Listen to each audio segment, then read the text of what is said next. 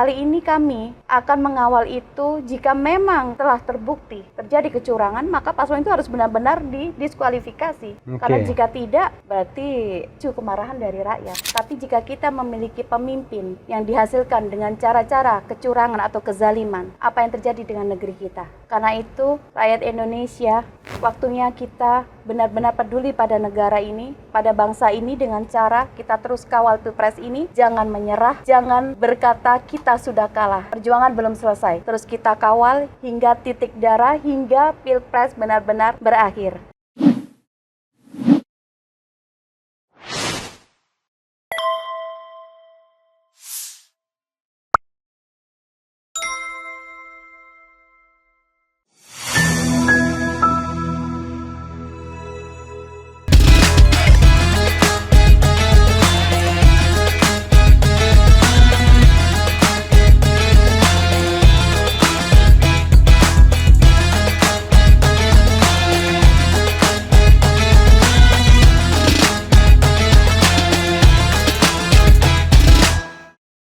Assalamualaikum warahmatullahi wabarakatuh.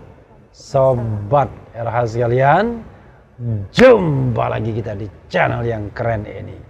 Keren Cadas. Nggak mungkin saya nepuk tamu saya langsung keren Cadas. Ya sahabat RH sekalian, saya ada tamu penting ya, karena itu akan menentukan nasib masa depan. Masa depan perserikatannya sendiri sesungguhnya. Jadi tamu saya adalah Rieke Santoso. Assalamualaikum warahmatullahi wabarakatuh, Mbak Rieke ya. Waalaikumsalam warahmatullahi wabarakatuh. Jadi Mbak Rieke ini mungkin masih ingat ya tragedi buah apel. Berapa? 73? Apa? 70 berapa miliar? 73 miliar. Jadi sahabat daerah sekalian, kalau ingat 73 miliar, beliau yang kemarin mau disuap 73 miliar tapi menolak. Dan sekarang saya mau tanya lagi, menyesal pasti? Oh enggak menyesal. Jadi sahabat daerah sekalian, kita justru akan tanya ya, walaupun sebenarnya agak nggak sopan juga tanya, pertandingan belum berakhir, tapi oke lah. Sebagai simpul relawan ya, namanya apa? Sobat Anies. Sobat ya? Anies. Dengan keanggotaan 1.703.000, jadi 1.700.003 orang. Itu data kapan? Terakhir H+1 tanggal 15 Februari. Oke, H+1 15 Februari. Saya bingung pertanyaannya karena nggak sopan juga, karena pertandingan belum berakhir ketika video ini kita buat kan. Tapi intinya kita nggak bicara mengenai siapa yang menang dan siapa yang kalah. Tapi pasca pemilihan ini, apa planning ke depan Mbak Rieke? Untuk Sobat Anies? Ya tentulah, ya kan? Bukan, saya kan tidak tanya yang pribadi. Untuk yang Sobat Anies gitu. Oke. Dari awal kami berdiri, ya. Memang sudah... Sorry, kapan mulai berdirinya? 12 Desember 2020. Oke, 12 Desember 2020. 5 hari setelah kasus KM50. Iya. KM50 7 Desember soalnya. Silakan. Iya. Jadi memang komitmen kami dari awal berdiri itu sudah kami bicarakan. Baik menang ataupun kalah, mau dibawa kemana Sobat Anies. Oke. Dan memang dari pembicaraan hasil berdiskusi dengan seluruh ketua DPW yang ada di seluruh Indonesia, kami bertekad... DPW seluruh Indonesia? Tidak di semua provinsi. 32 provinsi. 32 dari 38 provinsi ya. Betul, DPW, oke. Betul. Dari 32 provinsi kita bersepakat bahwa setelah Pilpres memang tentu pastinya kita berharap menang. Ya. Tapi jika Allah berkehendak lain, Sobat Anies tidak akan bubar. Oh, tidak akan bubar? Tidak akan bubar, kami tetap akan ada. Ya. Walaupun pergerakan tentunya akan bergeser. Tidak mendukung Pilpres karena Pilpres sudah selesai. Yeah. Nah, di situ kita punya kesepakatan kita akan menggerakkan ekonomi rakyat. Oke. Itu idealis banget. Tapi tapi kita tetap saya challenge nanti ya. Sobat Anies namanya. Namanya saja sudah Sobat Anies. Tidak akan berubah nanti pastinya, tapi dengan keanggotaan yang sama. Oke. Tapi begini Mbak Rieke ya, biar kita tidak dikomplain oleh teman-teman relawan lain ya. ketika video ini diambil, memang kita belum tahu hasil pemilu secara Betul.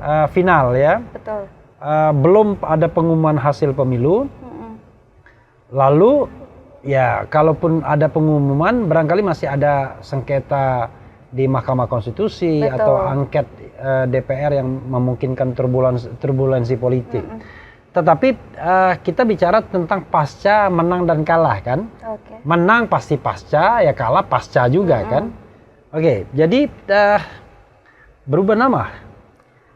Berubah nama, tapi untuk keanggotaan, kepengurusan tetap sama. Oke. Hanya namanya saja bukan Sobat Anies lagi. Oke, tapi tidak sekarang dong kan? Tidak sekarang.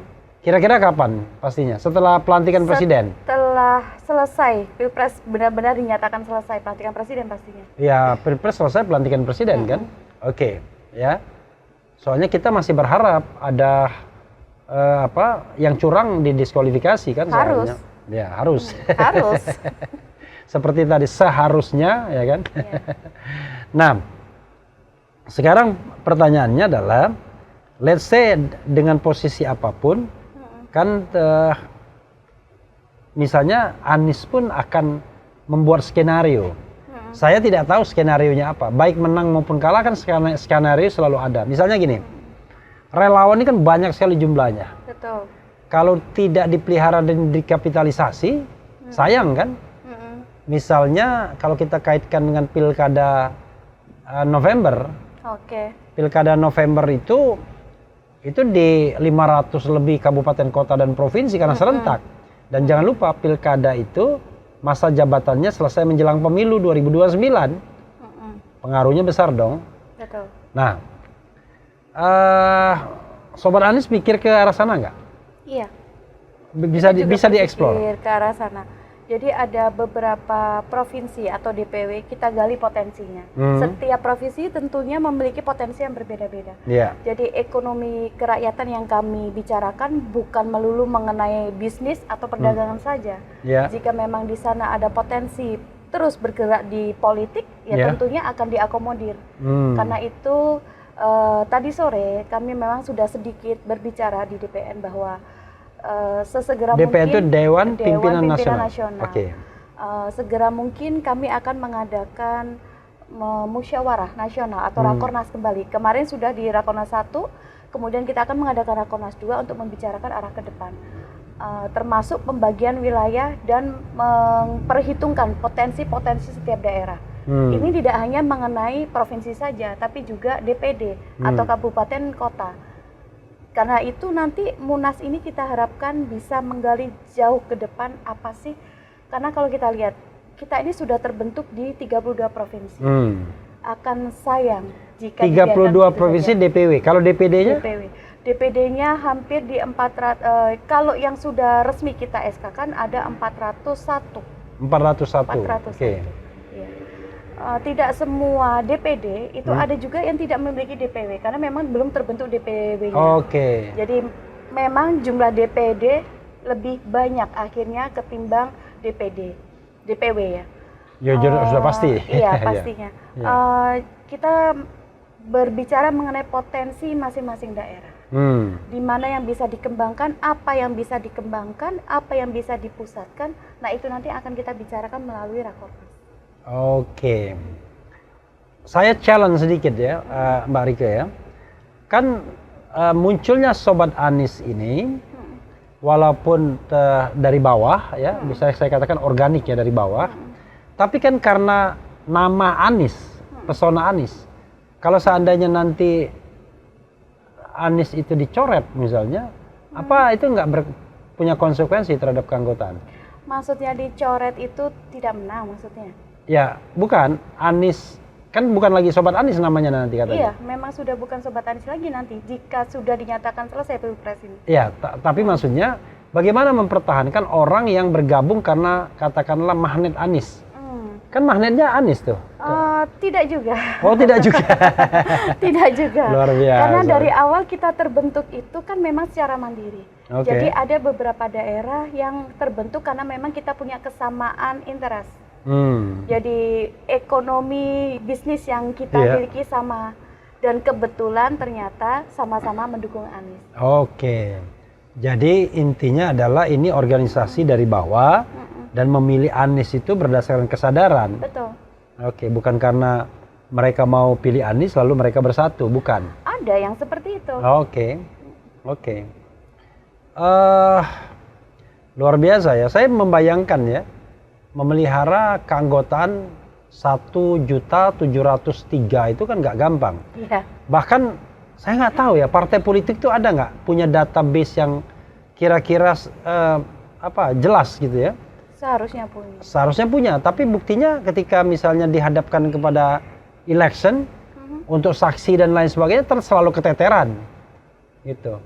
Misalnya, oke lah, kita tidak tahu saksinya, tapi Sobat Anies, saya membayangkan bagaimana memelihara ke depannya. Ini sudah berapa? 2 tahun ya? Hampir 3 tahun. Hampir 3 tahun. Ke depannya bagaimana memelihara itu? Saya tahu ini potensi yang besar. Kalau tidak dipertahankan kan sayang. Silakan dieksplor. Jadi sesuai dengan kesepakatan di awal, Sobat Anies adalah organisasi yang kita bergabung atas dasar kerelaan. Tidak ada paksaan. Pun nanti setelah Pilpres pun kita juga tidak akan memaksakan anggota nggak boleh keluar, pastinya tetap berjalan. Itulah kenapa kita ada Rakornas, kita untuk petakan potensi apa sih yang bisa dan anggota mana saja yang masih memiliki potensi untuk bisa tetap bersatu di organisasi ini dengan nama apapun nanti yang menjadi kesepakatan kami. Artinya nanti ke depan akan menjadi ormas yang resmi ya? Resmi ya, iya. Tapi ya. yang akan di akta notarialkan ya. Ini belum betul. akta notarial kan? Belum. Oke. Tetap saya membayangkan begini. Misalnya ke depan itu let's say Anies membentuk ormas misalnya. Atau bahkan membentuk partai politik. Itu sikap Sobat Anies gimana nanti? Kita tunggu hasil dari Rakornas kedua. Oh. Belum tentu menolak, belum tentu juga menerima ya Rakornas kedua. Kita lihat pemilu ya, Mbak Rika ya. Begini, kita tahu for the time being hasil pemilu Anies kalah, ya. Bahkan kalahnya gila-gilaan, 24% dan 58. lawan 58%, ya. Angka yang sudah di set up kata sebagian orang. Tapi let's say itu kan gap yang cukup jauh, gede sekali gapnya. Gapnya itu sampai 34%, bahkan lebih besar dari nilai Anies itu sendiri. Sebagai relawan ya, apa evaluasi Anda melihat katakanlah proses election kemarin? Kan kita tentu tidak bisa menyalahkan pihak lain saja. Mungkin kita dari dalam mungkin ada evaluasi, tapi terserahlah. Silakan. Dari yang kami amati, tentunya kami selaku relawan ada batasan, tidak bisa terlalu masuk ke dalam, terutama di timnas, karena melibatkan partai juga di dalamnya. Yeah.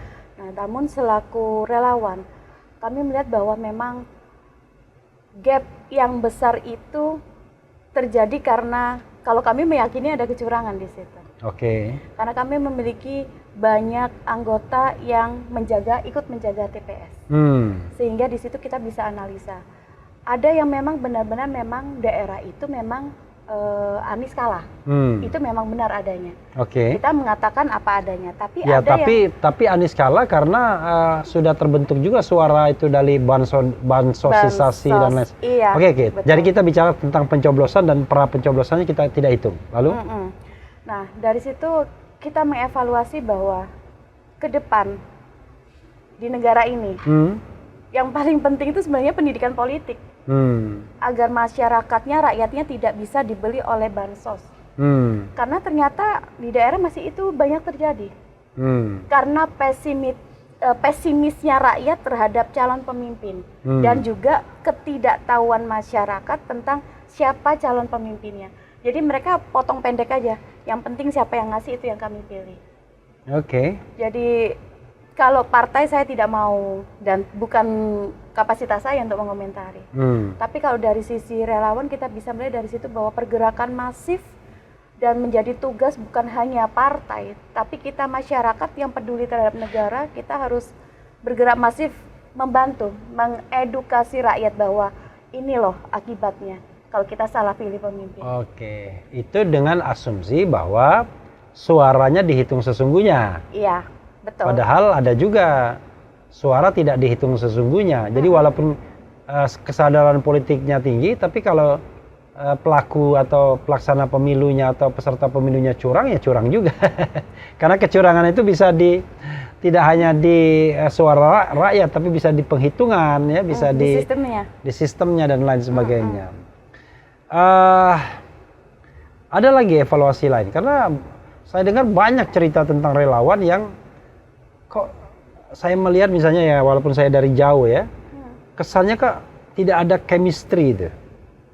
Jadi gini, kalau kita bicara sebuah organisasi, bagaimana mencapai satu tujuan, kok saya melihat, ya memang ini dinamika yang umum ya, tetapi sepertinya partai-partai pendukung itu tidak punya chemistry yang baik kepada relawan. Bahkan di antara sesama partai pendukung saja chemistry-nya nggak terlalu baik. Contoh misalnya ya, saya selalu melihat misalnya Partai Umat selalu dianaktirikan karena dia bukan partai pengusung, bukan partai kan? Pengusung. Nah, sehingga dalam acara-acara kadang-kadang nggak diberikan kesempatan, nggak dilibatkan, ya. Dan secara ideologis memang ngeri-ngeri sedap karena sejarahnya kan kita tahu bahwa Nasdem partai pemerintah, PKB partai pemerintah, ya. Mungkin PKS saja nggak ada masalah. Nah, apalagi sesama relawan, partai dan relawan, ada gap, ya, ada gap yang lebar.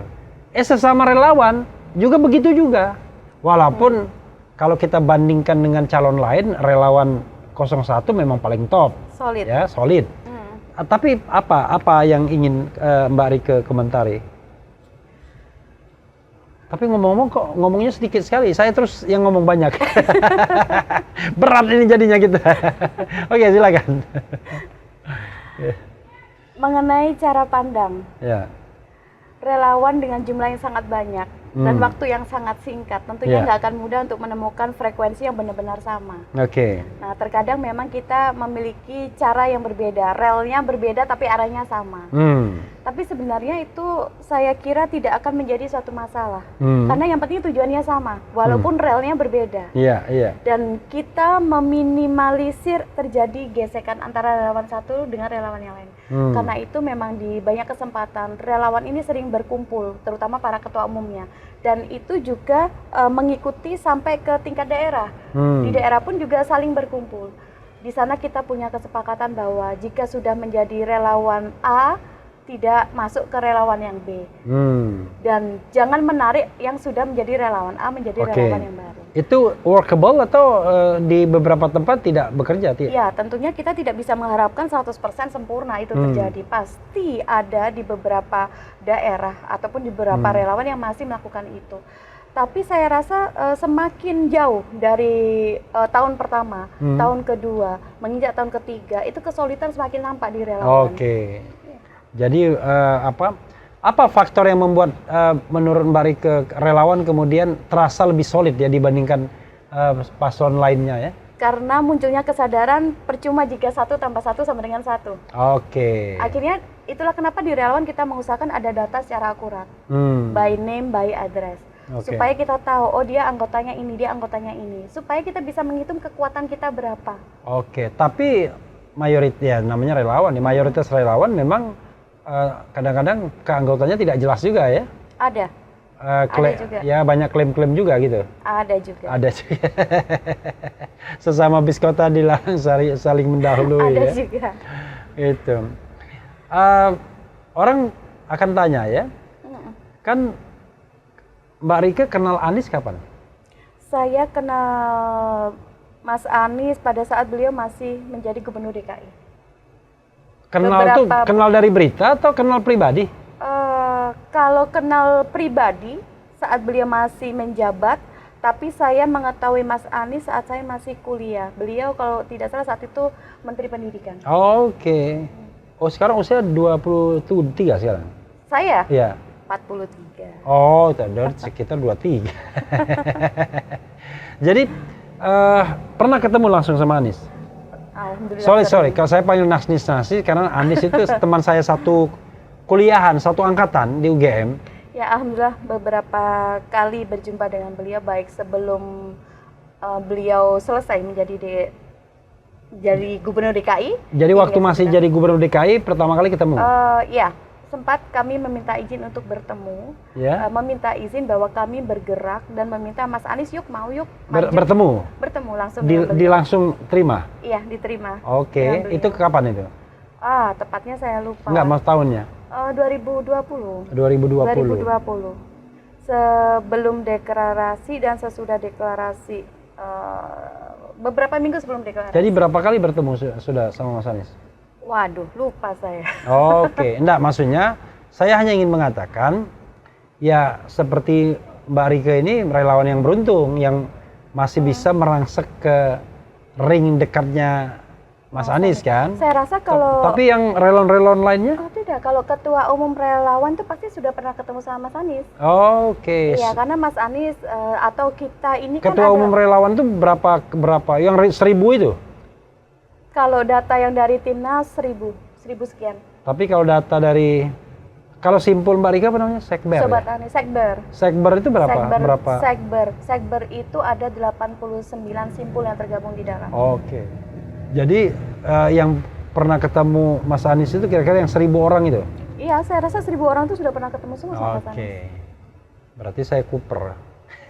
Ya, karena kan beberapa kesempatan kami mengadakan konsolidasi para ketua umum seluruh poros, tidak hanya Sekber saja. Ada Forkom juga, ada Forju, ada KIB, dan masing-masing poros mengundang seluruh ketua umum simpul relawan yang tergabung di dalamnya. Dan Mas Anies hadir di sana. Oh iya ya. Tapi saya sih kalau hadir umum begitu saya nggak menganggapnya sebagai pertemuan secara langsung. Iya. Yang langsung itu maksudnya kita ada datang. Juga, karena kan Lebuda atau Lebak Bulus dalam kan terbuka juga. I see. Terus ada juga Rumah Durian 3 yang memang dibuat untuk pertemuan para simpul yang belum pernah ketemu sama Mas Anies. Bukan Rumah Durian 3, Duren 3. Duren 3. Iya, Duren 3. Itu bisa datang dengan jadwal yang sudah ditentukan dan berjumpa langsung dengan Mas Anies dalam grup-grup kecil. 15 ketua umum, 10 ketua umum gitu. Untuk berbicara langsung dan berbincang. Oke, jadi sebenarnya ke depan apa yang diharapkan terhadap Mas Anies ini? Ke depan? Mas Anies jadi presiden? Oh ya, itu pasti. Pasti itu. Oke, pasti kan? Kalau seandainya misalnya tidak, nggak apa-apa lah. Namanya juga kita skenario itu kan Allah yang menentukannya, apalagi bulan Ramadan. Oh enggak, saya nggak mau berandai-andai. Oke, jadi andainya presiden terus? Sebelum ada keputusan, saya tidak akan berandai-andai Mas Anies tidak menjadi presiden. Oke, luar biasa. Karena itu tidak akan bubar juga relawannya ini ya. Iya. Seandainya nanti diperintahkan pemungutan suara ulang, siap? Siap dong. Oke. Dan bukankah itu yang kita minta melalui hak angket pertama kalinya? Oke. Apapun keputusannya nanti, dan tentunya harapan kita adalah karena kita kita tuh yakin bahwa Pilpres ini penuh dengan kecurangan. Karena itu harus diulang dan didiskualifikasi paslon yang terbukti melakukan kecurangan. Oke. Yang curang itu kemarin kan ada temannya Jenderal Napoleon Bonaparte. Kita tidak tahu temannya siapa, ya kan? Iya. Gitu. Oke, saya mau tanya apa lagi ya, sampai saya speechless sama Bu Rike. Kenapa? Karena jawabnya pendek-pendek. Oke, kan ini pengalaman pertama atau pengalaman keberapa kali ikut dalam kontestasi semacam? Pertama, oke. Nah, biasanya pengalaman pertama ini kan ada naif-naifnya biasanya kan? Apa yang paling berkesan misalnya ikut dalam kontestasi ini? Yang jelas uang pasti banyak keluar. Uang pribadi banyak keluar. Saya tahu saudara sekalian ya, uang pribadi. Oke, apa lagi? Saya kagum dengan sebagian rakyat Indonesia. Yang mau berkorban, berjuang membela negara. Saya anggap ini membela negara ya. Karena kita berjuang memperjuangkan orang yang kami yakini orang yang benar dan orang yang memiliki kapasitas untuk menjadi pemimpin Indonesia. Nah, dan itu jumlahnya tidak sedikit. Ternyata rakyat Indonesia mau kok diajak berjuang bahkan mengeluarkan uang secara pribadi. Walaupun dia sendiri bukan orang yang mampu. Walaupun dia sendiri orang tidak mampu. Jadi ada yang menarik. Ada anggota saya, gaji dia adalah mingguan. 1 minggu sekali menerima gaji dan itu hanya 300.000 1 minggunya. Oke. Yang 200.000 dia pakai untuk perjuangan. Jadi setiap kali dia gajian, dia itu mencetak kaos dan dibagikan ke warga di sekitarnya. Allahu Akbar. Jadi 100.000 dia pakai untuk kehidupannya dia selama 1 minggu. Jadi sobat era sekalian, berdosalah orang-orang yang curang itu ya. Betul. Kepada orang-orang kecil yang berjuang dengan sungguh-sungguh tanpa ngambil keuntungan. Betul. Sedahsyat itu keinginan rakyat ingin Indonesia memiliki pemimpin yang baik. Karena itu pada saat kita yakin bahwa ini nggak benar ini, bahkan kita yakin bahwa Pilpres 2024 ini Pilpres yang terburuk sepanjang sejarah Indonesia merdeka. Begini Mbak Rike ya, sekarang ini sepertinya kalau saya amati ya, kan ada 3 jalan yang sedang ditempuh sekarang ini. Jalan gerakan massa, hak angket, kemudian hak angket, dan kemungkinan ke Mahkamah Konstitusi. Kalau media massa, media sosial itu kan sudah dari kemarin-kemarin kan. Apa peran relawan di ketiga lini itu yang bisa dimainkan menurut Mbak Rike? Pergerakan massa, diantaranya kita ikut mengawal hasil Pilpres ya. Ikut mengawal ini kita dari awal pada saat mulai sesudah selesai jam 2 siang, itu relawan tetap ada di TPS. Sehingga kita tahu adanya dugaan-dugaan kecurangan itu. Nah saat kita yakin bahwa terjadi banyak sekali kecurangan, apalagi kita melihat data Sirekap yang nggak karu-karuan, lah kami turun ke jalan. Atas nama rakyat Indonesia yang menuntut keadilan dan pertanggungjawaban dari KPU. Dari situ kita kawal. Termasuk juga anggota Dewan atau DPR. Kalau kami tidak turun ke jalan, bisa-bisa tuh hak angket nggak akan dibicarakan. Jadi kalau turun ke jalan itu artinya semua berbagai komponen ya? Berbagai komponen. Dan itu izin dulu sama paslon atau? Enggak, bukan. Itu inisiatif. Hak kami. Inisiatif itu hak kami sebagai warga negara. Mbak Rike, ke depan ya. Atau apa yang ingin dilakukan lagi melihat situasi ini? Apa aja yang terlintas?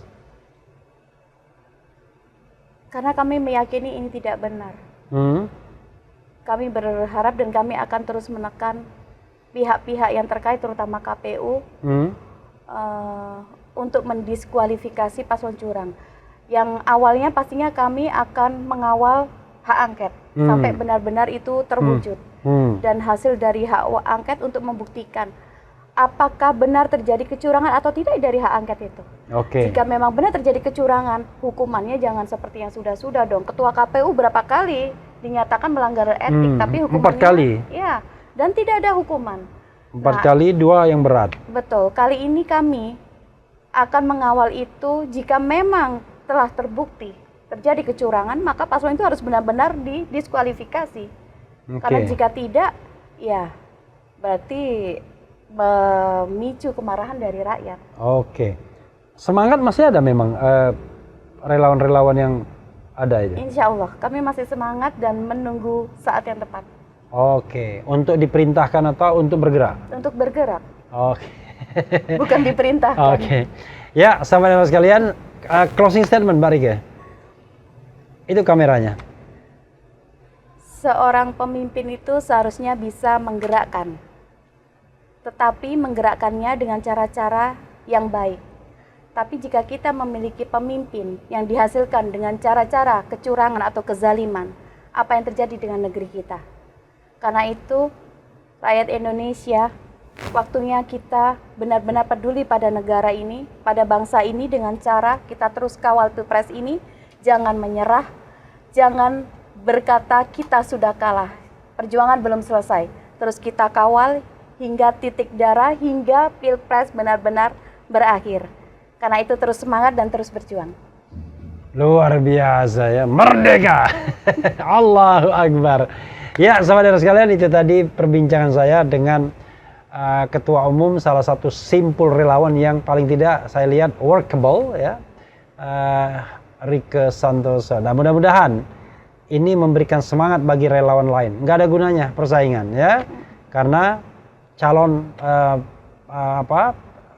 calon paslon ya, pasangan calon itu menunggu tetap dorongan semangat dari para relawan untuk memperjuangkan sampai titik darah penghabisan keadilan dan menolak pemilu yang tidak jujur dan tidak adil ini. Itu saja. Wassalamualaikum warahmatullahi wabarakatuh. Keren cadas. Dear.